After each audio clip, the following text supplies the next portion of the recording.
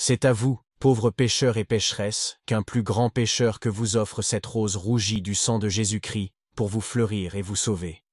Les impies et pécheurs impénitents crient tous les jours, « Couronnons-nous de roses !»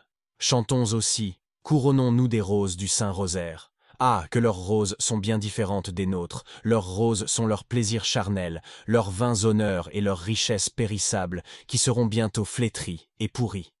Mais les nôtres, qui sont nos patères et nos ave bien dits, joints avec nos bonnes œuvres de pénitence, ne se flétriront, ni ne passeront jamais, et leur éclat sera aussi brillant en 100 000 ans d'ici qu'à présent. Leurs roses prétendues n'ont que l'apparence de roses, elles ne sont, dans le fond, que des épines piquantes pendant la vie par les remords de la conscience, perçantes à la mort par le repentir, et brûlantes à toute éternité par la rage et le désespoir. Si nos roses ont des épines, ce sont des épines de Jésus, Christ qui convertit nos épines en roses. Si nos roses piquent, elles ne piquent que pour un temps. Elles ne piquent que pour nous guérir du péché et nous sauver. Couronnons-nous à l'envi de telles roses du paradis, récitant tous les jours un rosaire, c'est-à-dire 3 chapelets de 5 dizaines chacun ou 3 petits chapeaux de fleurs ou couronnes.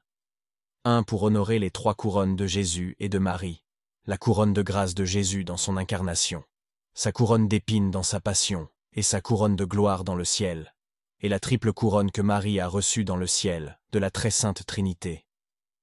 2 pour recevoir de Jésus et de Marie 3 couronnes, la première de mérite pendant la vie, la seconde de paix à la mort, et la troisième de gloire dans le paradis.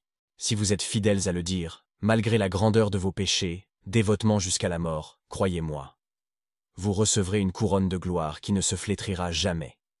Quand vous seriez sur le bord de l'abîme, quand vous auriez déjà un pied dans l'enfer, quand vous auriez vendu votre âme au diable comme un magicien, quand vous seriez un hérétique endurci et obstiné comme un démon, vous vous convertirez tôt ou tard, et vous sauverez, pourvu que, je le répète, et remarquez les paroles et les termes de mon conseil, vous disiez tous les jours le Saint Rosaire dévotement jusqu'à la mort pour connaître la vérité, et obtenir la contrition et le pardon de vos péchés.